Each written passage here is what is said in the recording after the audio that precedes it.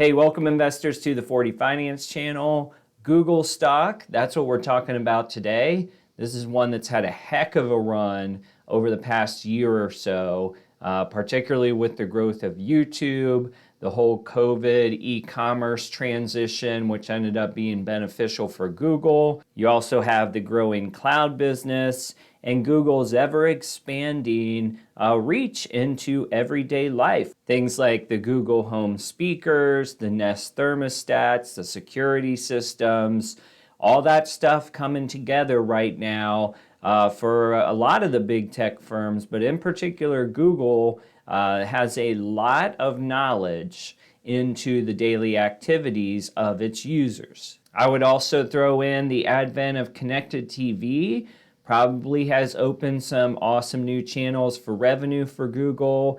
Yes, they sort of have like the Roku plugin, the Chromecast, or Google TV, but you also have the proliferation of YouTube being shown on connected TVs. So I see connected TV as a huge win for Google and one in the future that I think could really grow big. And another tailwind that just in my opinion could be big for them way down the road, it won't impact this year at all, but just Google Maps in general and how Google Maps combined with shopping and perhaps in the future autonomous vehicles. That seems like a world that could definitely come together in a big way for Google. Maybe not something that happens 3, 4, 5 years, but Google Maps already has a strong presence. They already take advertising on there, and it's just a world that I could see growing very big in the future. So those are all the bull cases for Google. You know, bear side, obviously you have politics, regulation, privacy concerns, all the stuff that you've seen from groups that are trying to chip away at Google's dominance, as well as others in the FANG space and big tech space. We also saw a big transition point this year, a big delay, and that was in the cookie tracking that Google uses and so many other firms use for advertising tracking. That was supposed to be retired this year in Google's world, at least in the Chrome browser, but they delayed that for another year, and that was actually a win for many digital advertisers. But it makes you wonder. That was a little bit of a quiet announcement, I would say, but pushing it back another year or so certainly had me wondering, what does it really mean when it actually does happen? Is the impact bigger, perhaps, than we've imagined? And the last thing I'll say on the bear case is, you know, Google's firing on all cylinders now. They are beating estimates across several quarters now. And so the prospect, perhaps, of declining growth, and by declining growth, I don't mean negative growth. I mean that you grew by 25% this year. And is it possible to match that? Probably not, because the world is going to be changing back to a state prior to COVID, eventually anyway. So instead of, 25% growth, maybe you start seeing high teens growth. It's exactly what we saw in the Amazon earnings call. And what you get in situations like that is a declining valuation multiple. So investors don't pay as high as a multiple for your stock because your outlook for the future is still great, but it's not worth the same valuation that they were paying when you were growing 20%, 50%, whatever the number is. So if that were to happen with Google, what you might see is a little flattening of the price over the next year or two, depending on how their growth rates materialize. All right, so let's take a look at Google stock from a fundamental perspective. As always, I'll share my price target for it at the end of this fiscal year. Just a reminder that my stock picks and projections are just my opinion for your entertainment. Please do your own research. And of course, if you like stock market analysis like this, I really appreciate a like on the video, subscribing to the channel, all the things. Thank you to everyone for your support so far. All right, let's take a quick look at the technicals chart to see what kind of momentum we have with Google. And it's almost like a picture out of a textbook on a stock that you want to own, right? You have 50-day moving average curving up. You have 200-day curving up. it's really hard to tell if this separation between current price and 50-day moving average, I wouldn't say that it's remarkably higher, perhaps, than we've seen in the recent past. It does look like maybe in April or so, it might have been trending a shade higher as far as the gap between the purple and the blue. But from an RSI standpoint, I mean, 67 today is arguably even a little lower than we saw in April. And let's see here, back in February, which of course in February we had a high month and then we ended up dipping a little bit in the market. So for Google right now, I would just say that they're kind of trending along. I don't see anything here that says overbought or oversold on either side of the coin. All right, so now let's take a historical look back and see where is Google trading today from a valuation standpoint compared to other times in recent history.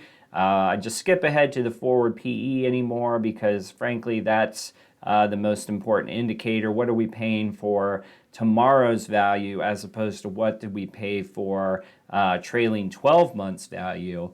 So right now Yahoo has it at 31.25 on the forward PE. And if you go back to December of 2020, you're at 30. Then you get back to, let's call it more normal times, pre-COVID, and you are anywhere between 22, well, actually at a low of 19 and a high of about 24.51. So you're definitely up in the forward PE category by about 6 points or so. PEG ratio, though, dips under 1, and that would be the first time in several years that you'd see that out of Google. Price to sales at 9x. This is a trailing metric, but we'll still take it into consideration here. 9 times on the trailing price to sales. That is definitely up a few points from history. Looks like it's been as low as 5.62 in 2018. Now, on the balance sheet side of things, there's really nothing to worry about with Google. $220 billion in revenue in the last 12 months. Got $136 billion cash on hand. Looks like total debt, most recent quarter was $28 billion. So they have enough cash in the bank right here today and then some to pay off all their debt, and they would still have over $100 billion in cash. So nothing really to worry about there. As far as it being a short stock, actually have an NA on short percentage of float. Even short percentage of shares outstanding is 0.37. So no short concerns for Google right now. All right, now I'm going to use Yahoo and Seeking Alpha to kind of compare the analyst estimates for both revenue and earnings per share. And I gotta say, there's some really interesting things going on right now in terms of how Google is being valuated today, or the multiple that's being used. I found that Yahoo Finance and Seeking Alpha both had a little different take on how analysts were projecting both the end of this fiscal year and looking ahead to next fiscal year. That's pretty important for me because I have to predict both the earnings per share looking ahead as well as the valuation multiple, aka PE ratio, on where the market will be and what the sentiment will be on Google when we get to the end of this fiscal year. So let's take a look at what we got. All right, so this is the Yahoo version. We have current year 2021 and we have next year 2022. And the average estimate for 2021 on Yahoo is about $87, and they're projecting growth next year to about $95 on a consensus basis. So two things stand out there. Keep in mind that this number is under 100, and this number for 2022 only insinuates like a 10% earnings per share gain next year.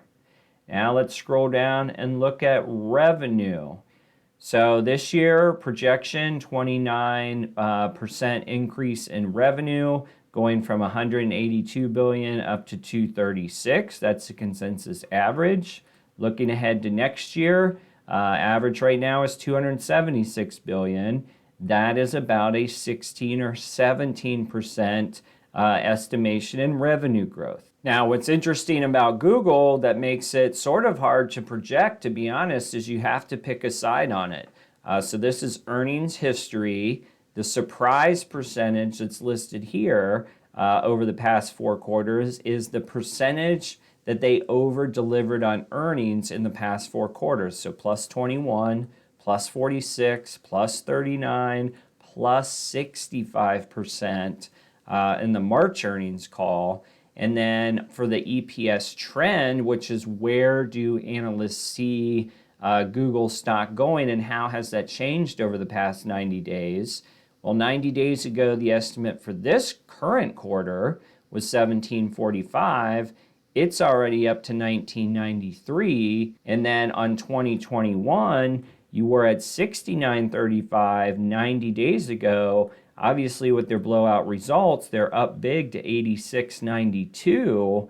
And then looking ahead to next year, 90 days ago, you're at $80. Now the consensus, at least in Yahoo's opinion, is 95. So this is definitely a stock where the expectations are rising quickly, and I'll have to take that into account when I make my price projection. All right, let's double check the same info. Like I said, Seeking Alpha, a little bit different.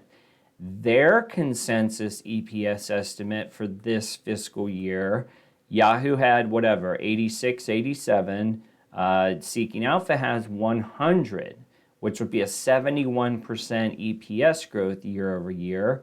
Technically, I kind of side with Seeking Alpha for all the reasons that we kind of already mentioned in the way this thing is progressing.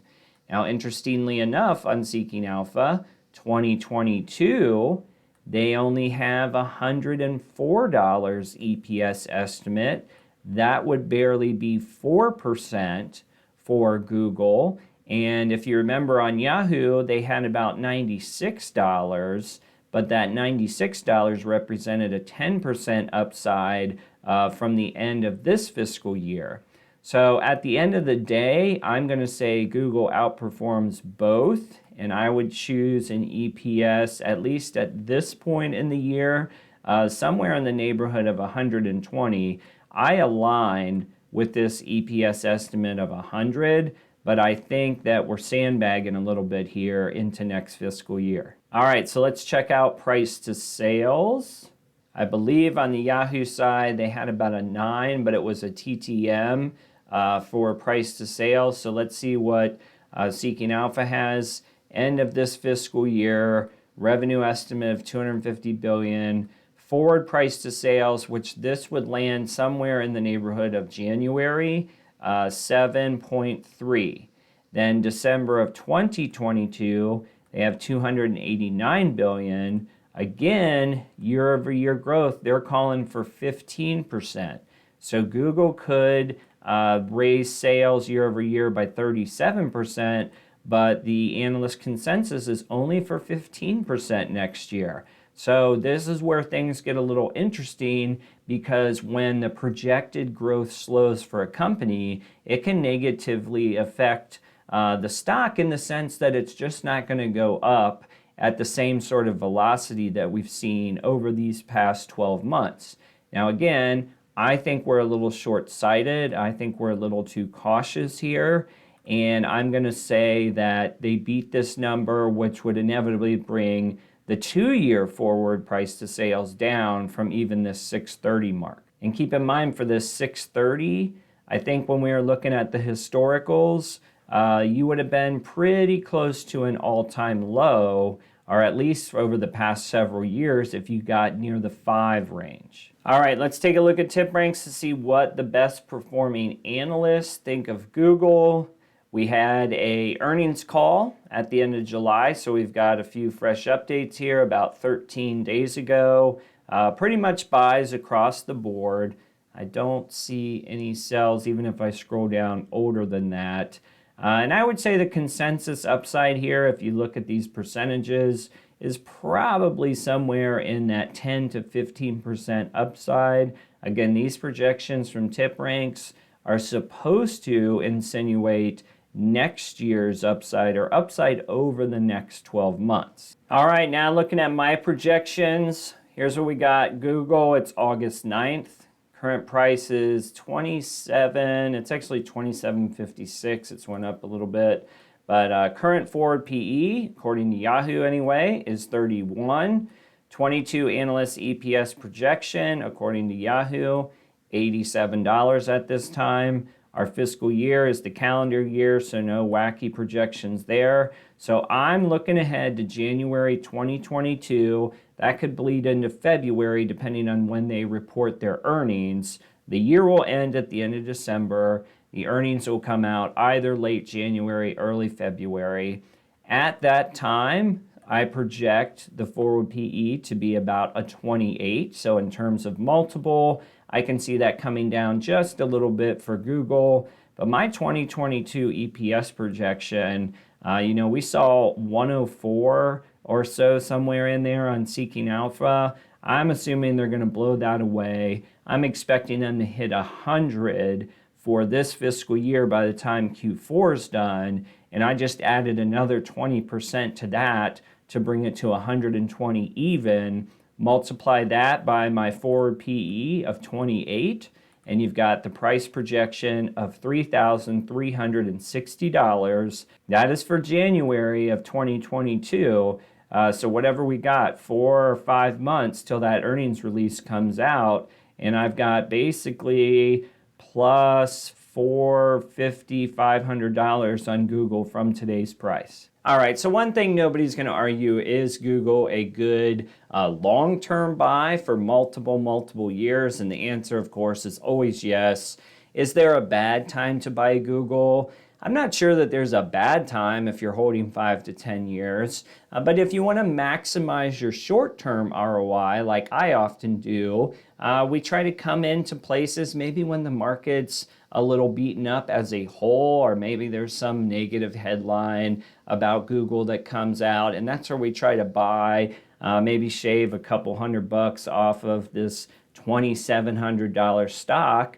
And then if it really does hit my price projections and gets into the 3,300s, then that's just another couple extra $100 you got by being patient. Nonetheless, Google's a great company, and I think they have a lot more tricks up their sleeve for the future than people give them credit for. But let me know what you guys think of Google stock and where you think it will land when they report their earnings for fiscal year 2021.